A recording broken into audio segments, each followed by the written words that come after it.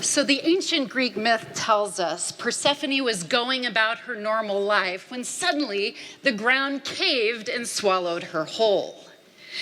Once underground, she scanned the disorienting scene but could recognize no familiar landmarks, no ways to apply existing logic and organization to this space.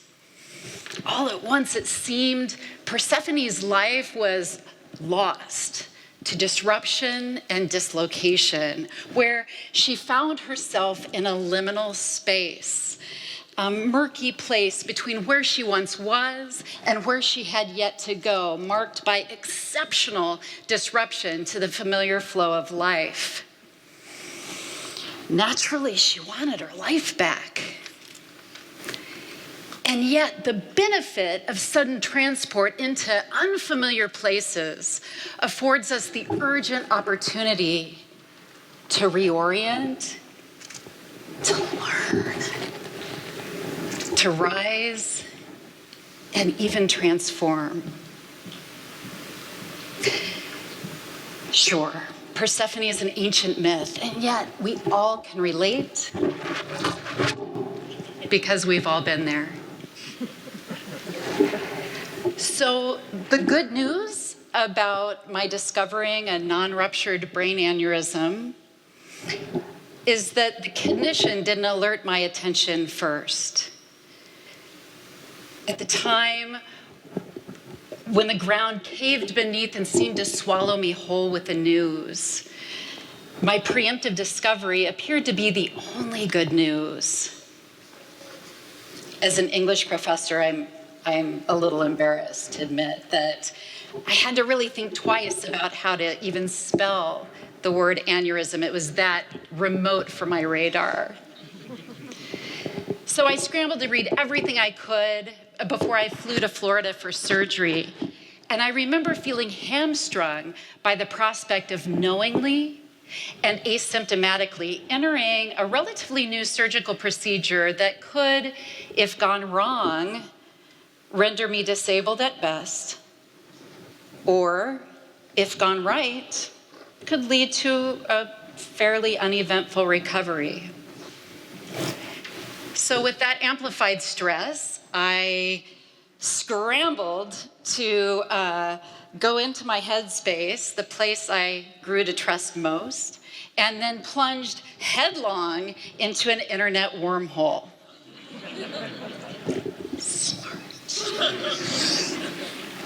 And while I learned all the facts about the procedure, fact is I floundered. And that's because it's in these liminal moments when we're getting ready to cross a major life threshold that it's just not enough to be informed. It's not enough to know medical statistics and jargon and the process that will hopefully get us to the other side. We think we want knowledge, but I would argue that we want to convert that knowledge into understanding and new vision in order to rise.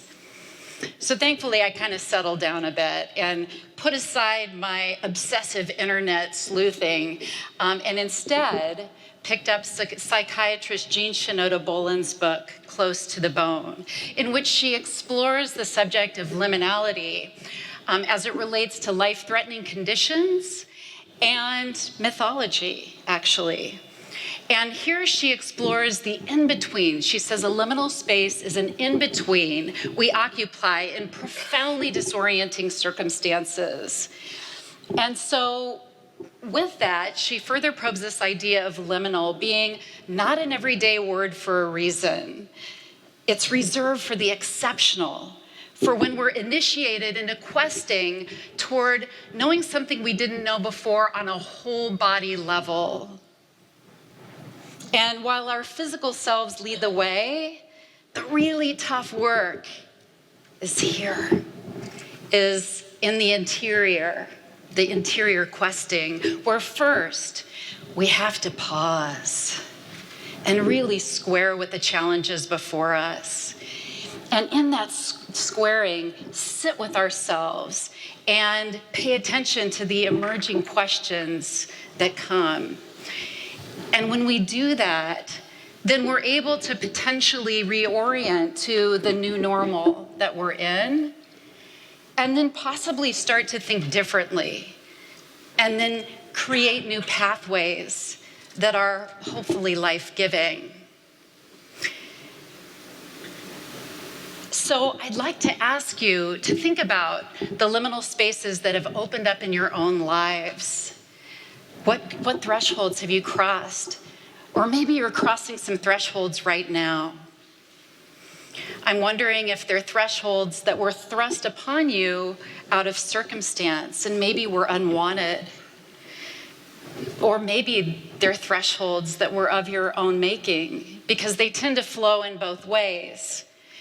For instance, a few years ago, my father and I entered a liminal space when he learned that he had stage 4 pancreatic cancer.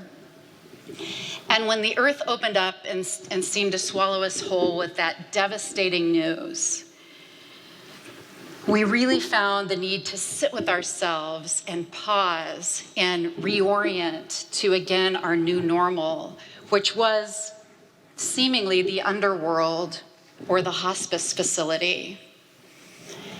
And one question that surfaced early on was, is it possible, while he's still able and relatively pain-free, is it possible to reorient the space in a way that is less about despair and dying and more about living, more about purpose and contribution and maybe even communion?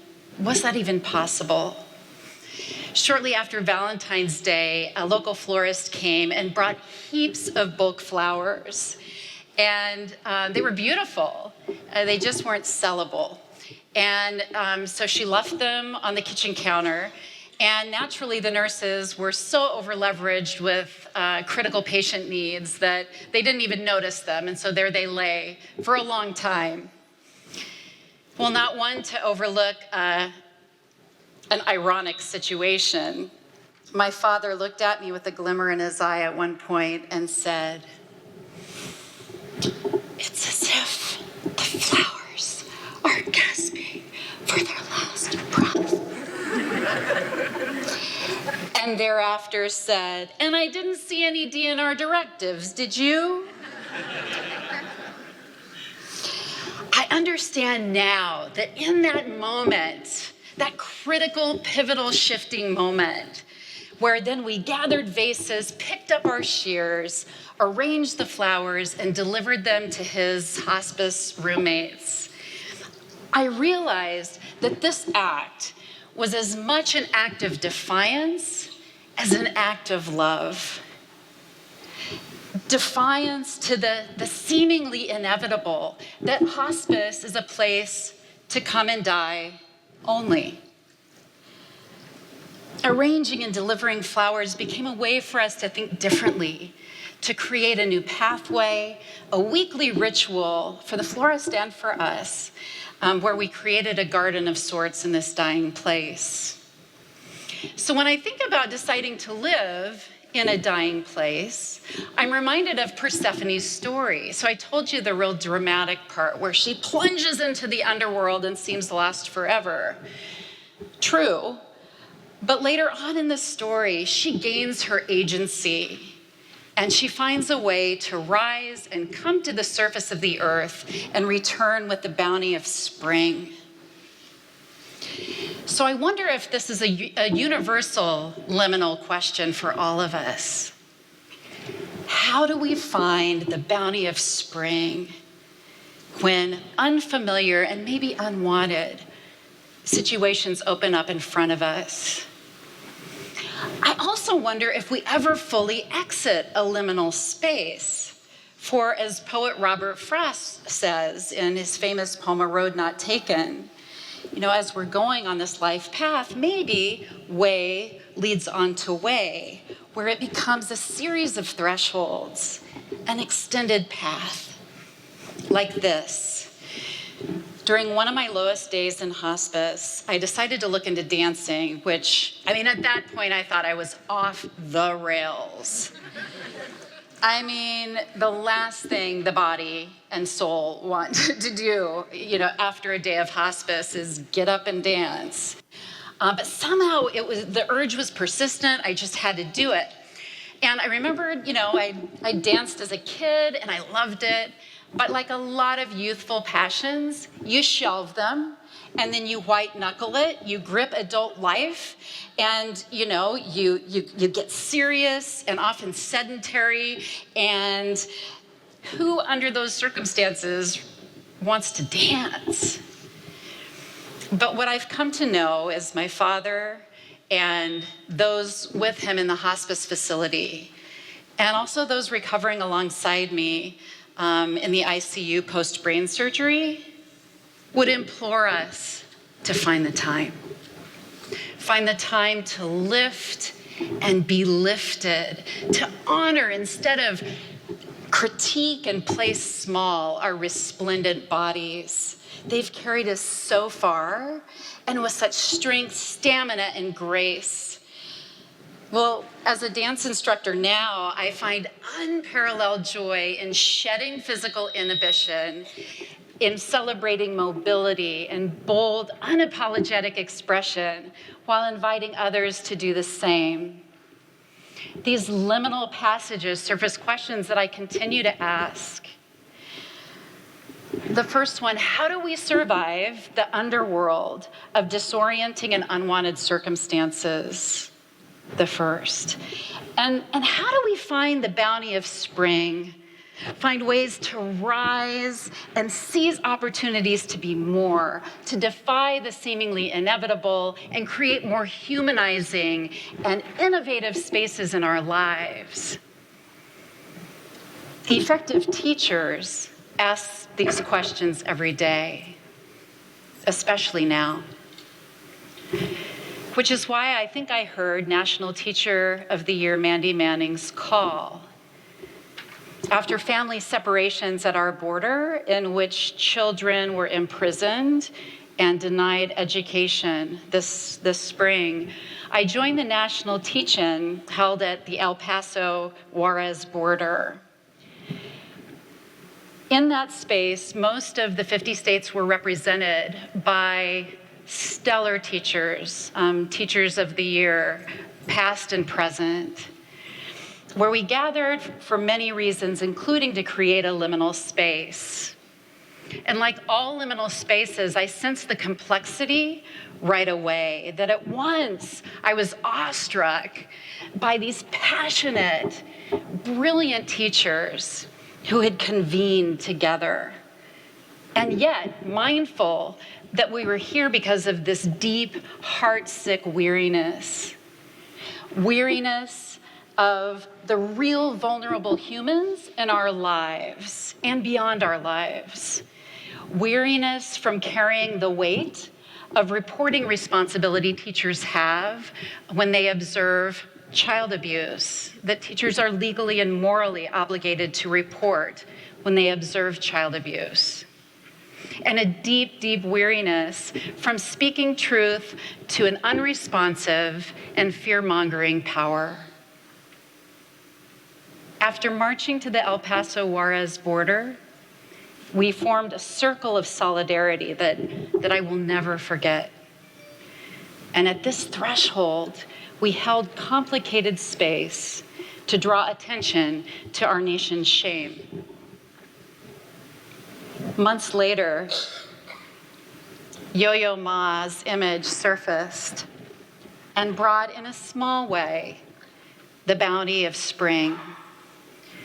Cello against concrete with no accompanying orchestra, Yo-Yo Ma played his instrument at the southern border and scheduled all of his concerts to take place thereafter in border cities. Here he created a threshold. He declared, I am living in liminality by pausing, by holding space within the music of really hard questions, defying what seems inevitable, and thinking differently toward new pathways, a better nation, hopefully. Let's live this way. This way. It's the thing I would impress upon my younger self, and what I urge us to do now is to see our lives as a series of liminalities that both appear unplanned, yes, but also of our own making.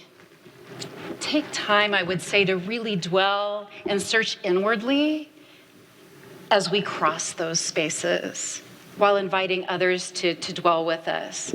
For it's here in the liminal space where we're best able to discern and mobilize our fuller humanity.